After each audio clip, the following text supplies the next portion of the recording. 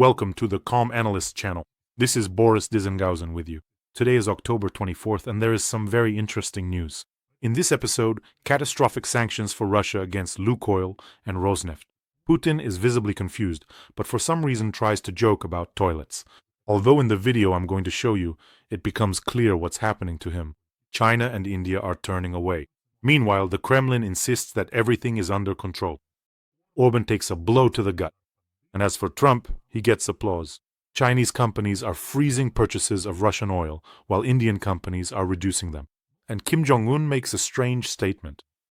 For the first time, Russia's military-industrial complex is operating at a loss. And also about how not only Putin got scared, but also the dictator Maduro, who addressed Trump with a set of strange words in English. All this and more will be covered in today's episode. There's a lot of interesting stuff ahead. If this is your first time on this channel, subscribe so you don't miss future episodes. So, let's get started. So apparently, not everyone in Russia believed that sanctions would actually be imposed on oil giants Lukoil and Rosneft. And it's clear that these sanctions have seriously angered and unsettled Putin. As usual, he decided to comment that they don't care, but it didn't really work out very well. In other words, he also decided to show off his crude, military-style humor. Now I'll show you the video. Pay attention to how his insides are shaking.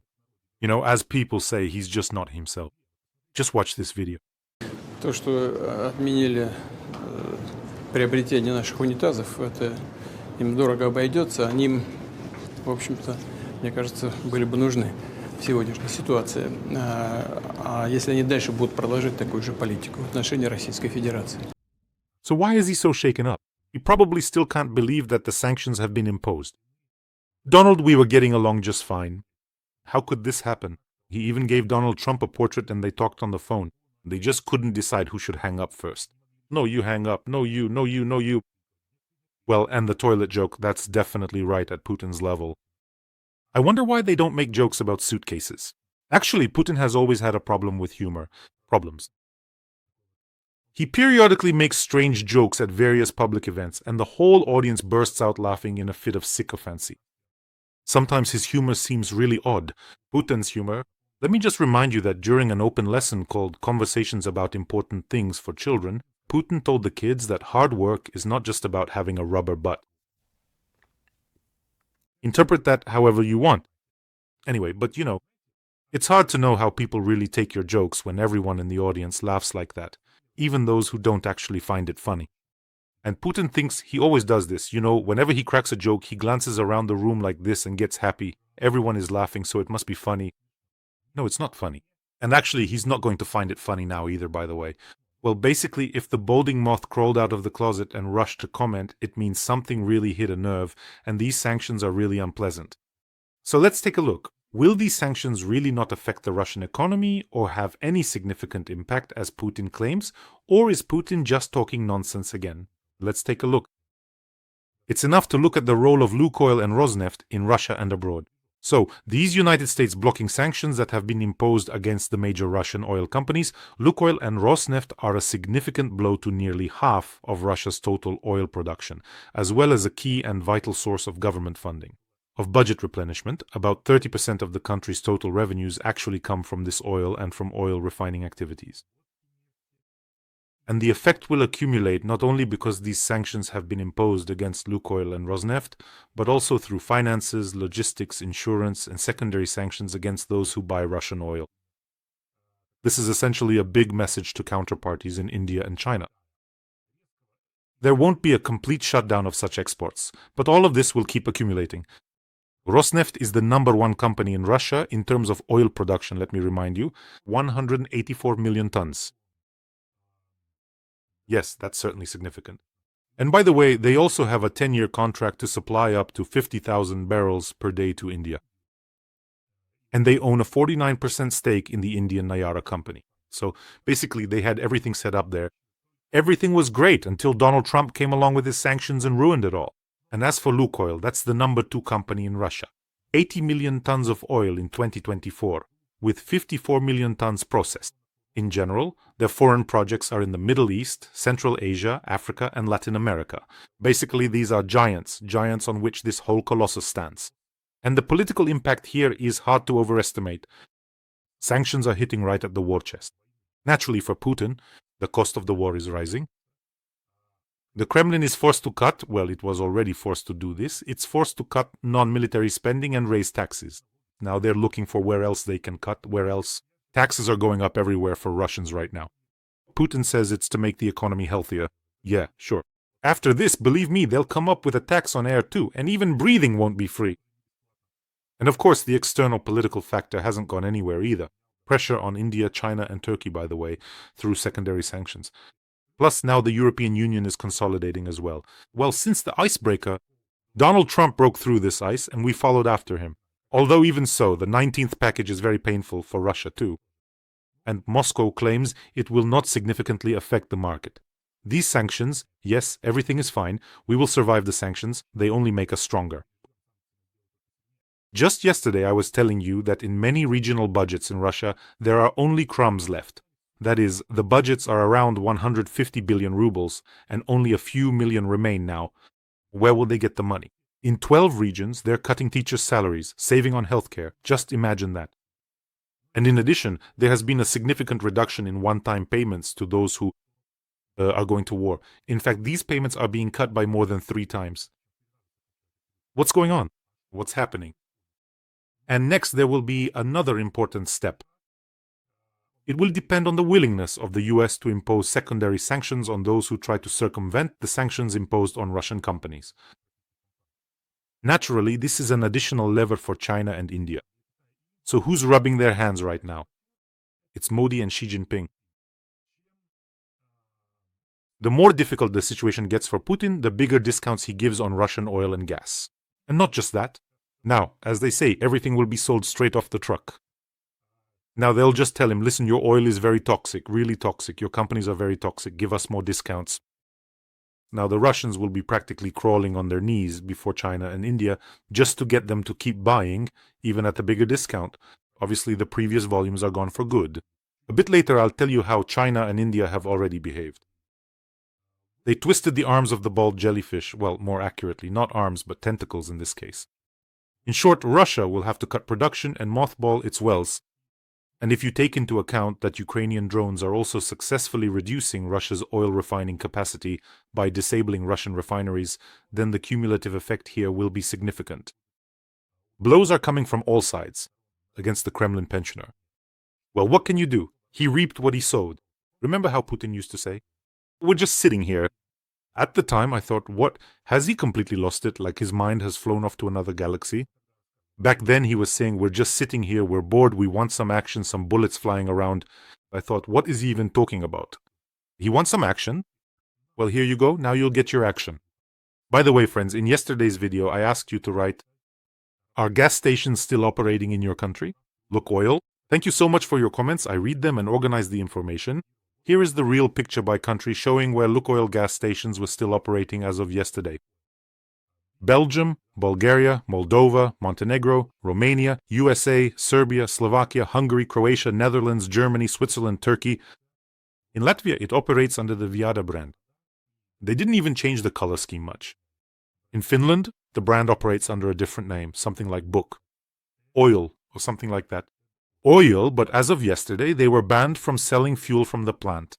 In general, Lukoil continued to operate in many countries, but American sanctions are no joke. Now, I'll quickly close everything. Here, we need to closely watch how fast they'll try to sell everything off and rebrand.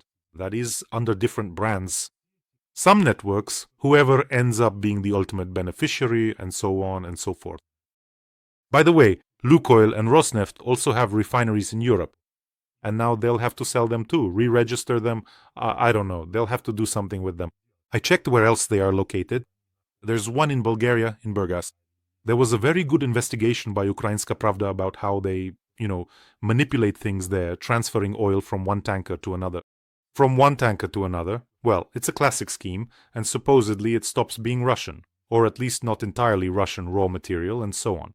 So, in general, there's a refinery in Bulgaria, fully owned by Lukoil, with a capacity of 190,000 barrels per day, which is quite substantial. There's one in Romania as well, also under full ownership.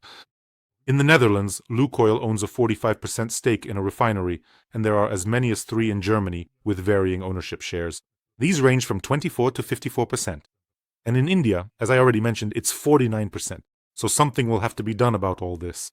And of course, Putin tried to show that everything is fine with him, that everything is going according to plan.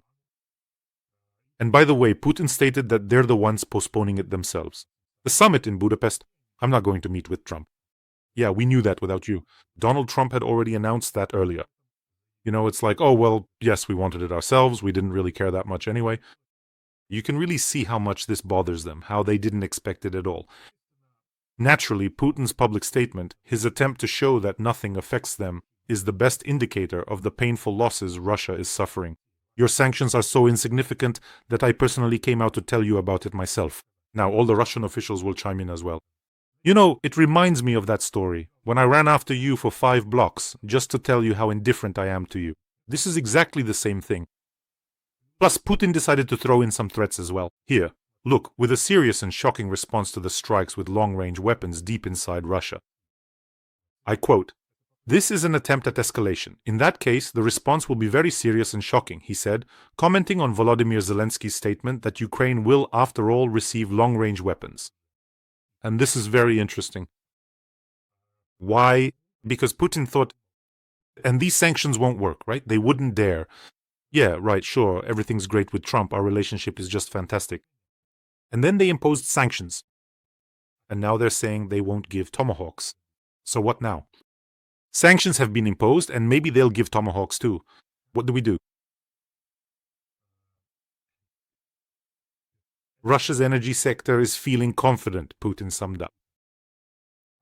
Just feeling so confident, really. What about the budget deficit? By the end of this year, it's about 10 trillion. So confident that entire industries in Russia are collapsing. The coal industry, the construction sector, everything's already gone off the rails. And as for the automotive industry, I won't even say anything. It seems to me that if there is strict oversight of sanctions compliance and secondary sanctions against those who help Putin circumvent them, then in a few months Putin will be asked, well, so what happened to the Russian economy? And Putin will say, you know, with that silly grin of his, well, I think you can guess, right? It sank. And here come the first signs, or rather the first crows for Putin's economy. Chinese state oil companies have suspended purchases of Russian oil due to new American sanctions. Reuters reports this, and it is expected that private refineries will also suspend purchases to assess the impact of the sanctions. But they will try to circumvent them, that's obvious. Let me remind you, Indian refineries are also preparing to reduce purchases of Russian oil. How can this be? Aren't they friends? Russians are always saying that half the world is on Russia's side. Well, they add up the population of China and India and say half the world is with us. So how come? What's going on? Why are these friends stabbing them in the back, huh? By the way, friends, don't forget to subscribe to this channel. It really helps with promotion and fighting against Russian propaganda. Lately, Russian bots have been swarming here in droves. They flood the comments, claiming that all the strikes on refineries don't matter, that Russia will defeat everyone, and that sanctions don't scare them. There are hundreds of accounts, a whole team. They get wiped out there, but some are left so you can see what they look like. It's like a cabinet of curiosities, you know? Hundreds of accounts registered just a few hours or days ago. And what does that mean? It means that we're doing everything right and hitting them where it hurts. So, friends, subscribe and get your friends to subscribe too by sharing this video on your social networks. And you know, yesterday I met some really nice people on the street. A family came up to me, a wonderful mom, dad, and their daughter, and told me that they watch the channel, that they watch it all the time. He's a serviceman currently on leave, and, well, it's always really nice and heartwarming when people come up to you like that on the street. Friends, the ones we took photos with yesterday, if you're watching me now, I send you a big hello and my warm regards. A special shout out to the Bureau Brigade. It was really nice to see you all. Naturally, after such a blow, not only to Putin's ego but also to the Russian economy, Russia will start causing trouble with triple the force. Well, who wouldn't? Who would doubt it? When a paper rat is cornered, it starts lashing out and biting, even if only with paper teeth, it still bites. Russian planes flew into Lithuania, violated its airspace, and NATO aircraft were scrambled into the sky. Nothing ever changes with the Russians. Violating airspace, yes, we can do it again, and so on. What exactly can you repeat? Really, what is it that you can repeat? Maybe you can repeat the lines for chicken legs, or, as they were called, bush legs, after the collapse of the USSR, which basically saved people with cheap food. That protein saved people from starving to death. What is it that you can repeat? Can you win World War II without allies, or what? Repeating is all they can do. The only thing Russians are repeating now is exactly the path of Nazi Germany under Hitler. That is, to invent that someone wants to attack you, to annex in Hitler's case, where you have Crimea in our case, then go further with a big war, and then get beaten back. And now we've reached the point where, after a couple more stages, someone will already have to be in the bunker. So they violated the airspace, but not for long. 2 Su-30 planes and an Il-78 tanker stayed for 18 seconds. Only 700 meters in, but it's still a precedent. What needs to happen is, maybe the first time they won't even shoot it down, just fire a warning shot near the Russian fighter, it'll release flares and quickly fly away. Or maybe they'll shoot it down like Erdogan did. So basically, when this happens, believe me, it will take a lot of effort to make Russian pilots try that trick again. And speaking of those who can give a masterclass on how to properly talk to a Russian occupier, I'm talking now about the fearless Ukrainian defenders, who showed the whole world that you can and must fight against the enemy, even if they vastly outnumber you in manpower and equipment. Because you are fighting for your country, for independence, for sovereignty, for your children, for your homes, and so on. That's why Ukrainian heroes have shown this to the entire world. And I think this is the key factor, the fact that Putin's summer-autumn offensive has failed. The heroism of Ukrainian soldiers, by the way, which even Donald Trump has spoken about, is one of the key factors why the rhetoric is now shifting from words to actions. And there is a growing understanding that the paper tiger is nowhere near as strong as it claims to be. And let me remind you, friends, we have a very important fundraiser for the legendary Azov. We're actually already on the home stretch. There's very little left to go. It's for the Special Forces Sniper Unit of the brigade. Azov asked us and reached out for help in raising funds for DJI Matrice 4 Tango reconnaissance drones. This is for the 1st Azov Corps, which is defending in the Pokrovsky direction. They reached out to us personally. Please take a look at their message. Слава Україні! Ми загін снайперів спеціального призначення бригади Азов. Звертаємося до Бориса Тизенгаузена та його спільноти за допомогою. Для виконання спеціальних задач наш загін потребує розвідувальних дронів.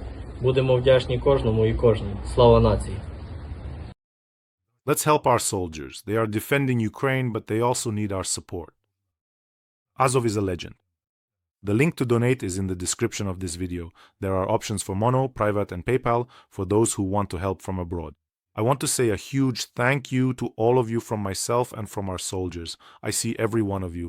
A huge thank you for supporting Ukraine. If for some reason you don't see the payment details, there's a QR code as well. It also leads to the donation page. And Kim Jong Un has stated that Pyongyang will always stand with Moscow. I quote, "In the harsh winds of history, Korean-Russian friendship has gained its eternal vitality. Its strength has been tested. At present, it has reached its peak." This is, I quote, from the Korean Central News Agency. In the harsh winds of history, well, that's pretty much how they write and say things over there. North Korean television is a whole separate kind of cringe. Well, as they say, in sorrow and in joy, be happy Kim Jong Un and Putin. Amen. So far, he is the only one who has publicly decided to take pity on the KGB Kremlin grandfather. In general, if you collect all these characters from the Dictators Club, you can create a lot of new stories for Marvel. Write about anti-heroes. Putin, Lukashenko, Kim Jong Un, Medvedev. Putin, the Mothman, Lukashenko, the aggressive root vegetable, Kim Jong Un, the nuclear pastry, and Medvedev, the semi-liquid Terminator, the disgusting four on cinema screens. By the way, I decided to see how the media reacted to the news about the introduction of sanctions against Lukoil and Rosneft, and there are some very interesting points that were noted. By cancelling the Budapest summit with Putin, Trump, for the first time, imposed sanctions against the Russian oil giants Lukoil and Rosneft. Already the next day, China announced the suspension of seaborne purchases of Russian oil. Meanwhile, the Western press sees Trump's decision not just as an economic blow, but as a complete shift in the tone of American policy toward the Kremlin. By the way, regarding the Budapest summit here in Ukraine, the word Budapest doesn't bring up the best associations for us. I think Ukrainians will agree. And Sky News writes that Trump's sanctions are not just a light slap on the wrist, but a punch to the gut of Moscow's military economy. And this is essentially an attempt to cut off the arteries through which money flows to the Kremlin for the war. But every such decision is a risk for Trump himself. If global oil prices soar, it will hit the American domestic market, and Trump is balancing between a global war and a gas station in Texas, as Sky News notes. Well then, I really liked how the Wall Street Journal presented their material on this topic. Trump was offered 3 scenarios, soft, moderate, and tough, and he chose the moderate one, targeting the energy sector. This step is not emotional but strategic, the newspaper notes. The White House reasoned that a direct blow to industry would cause an economic shock, while a soft package would be perceived as weakness. Sanctions against Lukoil and Rosneft are such a compromise between firm resolve and calculation. This is a turning point, the first instances when Trump went against Putin not just in words but in action, writes the Wall Street Journal. Well, I have repeatedly said that I will be the first to applaud Donald Trump when there are concrete actions. And in this case, I say yes, this is indeed quite a painful blow for Russia and a concrete step on the part of Donald Trump.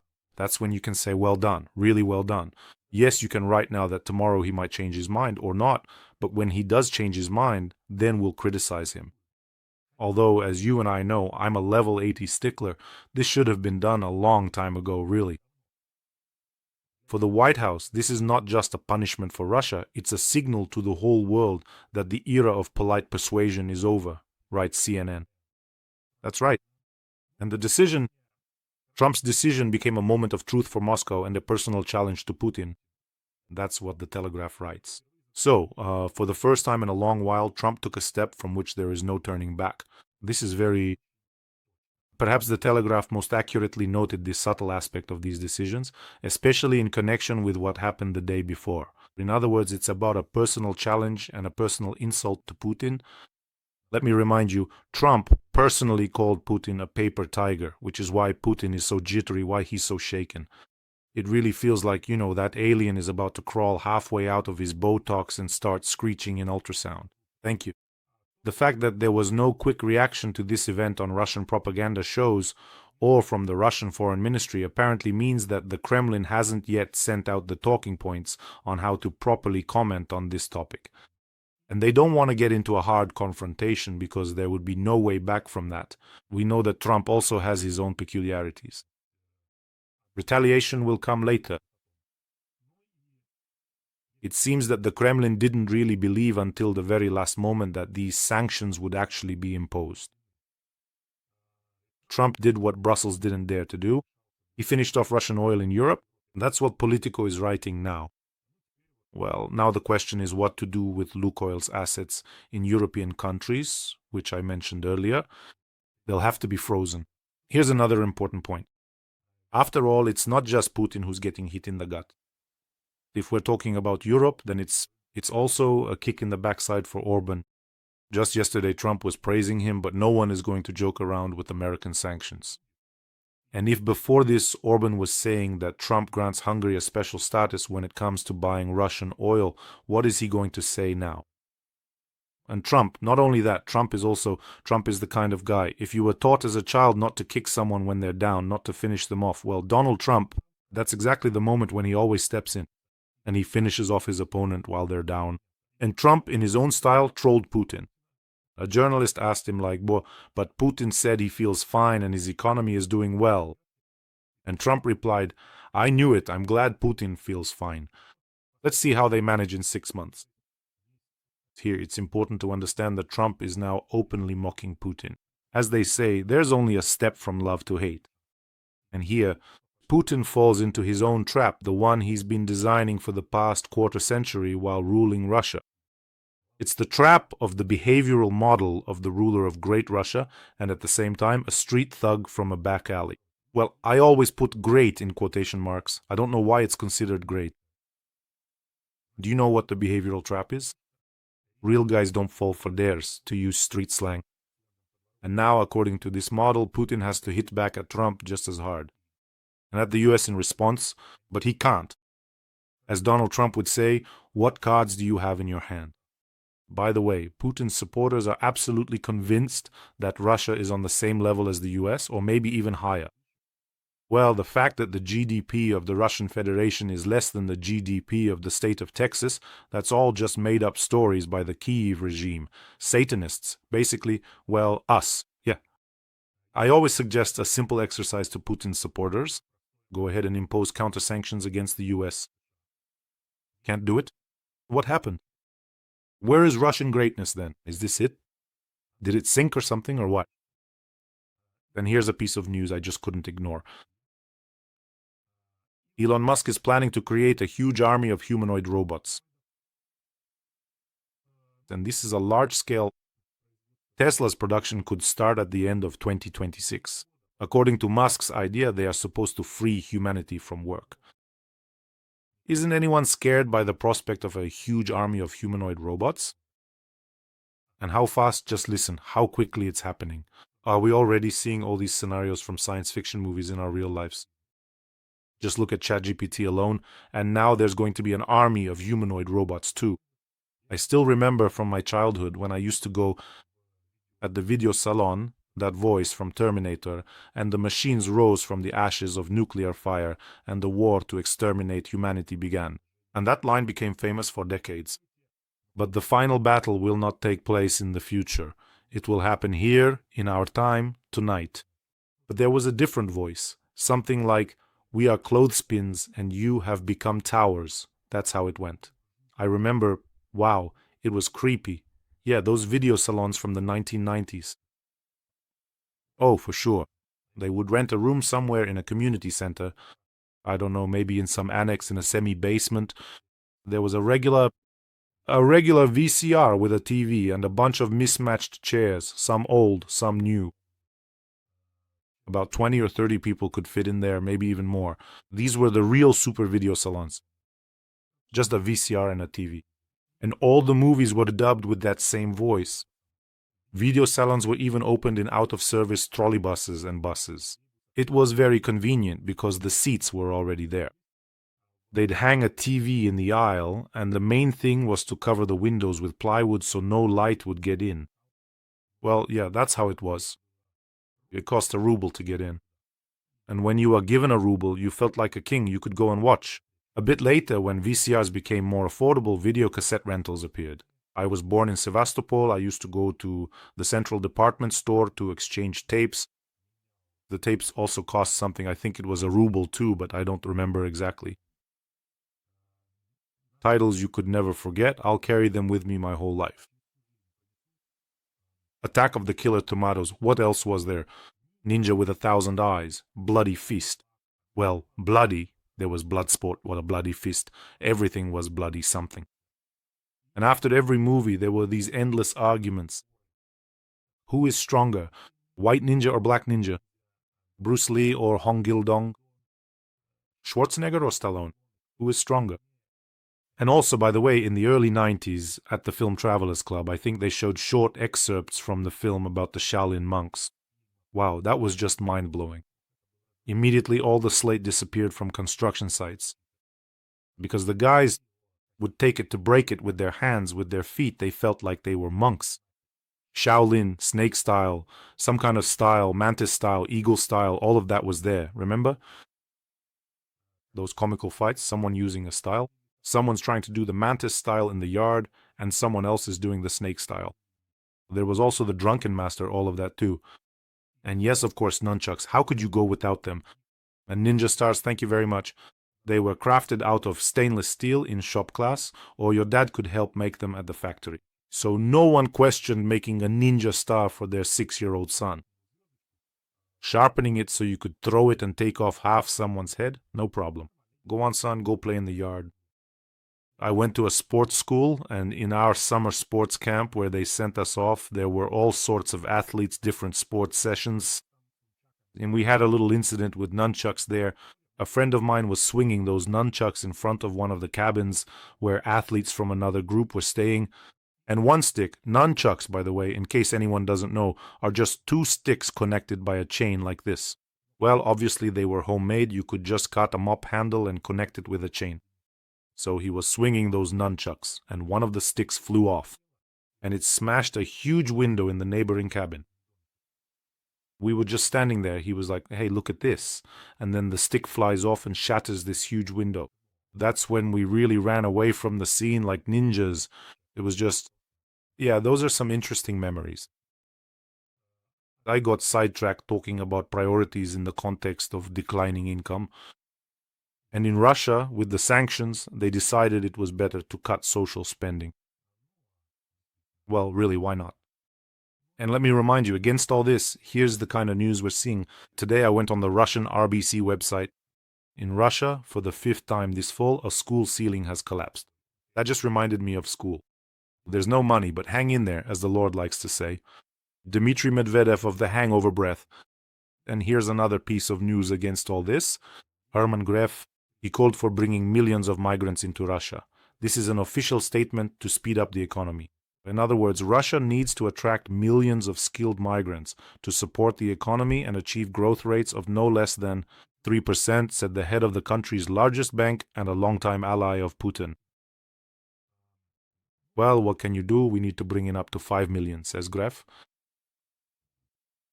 Listen, I'm not really up to date, as they say in Russia. Yeah, I don't follow politics.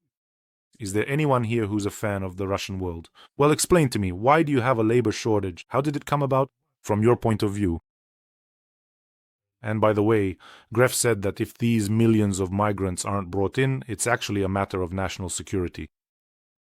And just imagine, in Russia, if people started telling the truth, someone like Herman Gref comes out and says, listen, here's the deal. Putin has killed and maimed more than 1 million people of working age. And it's not really clear what for. Also, millions of young working age people have left with their families. So let's bring in 5 or 10 million migrants because of this.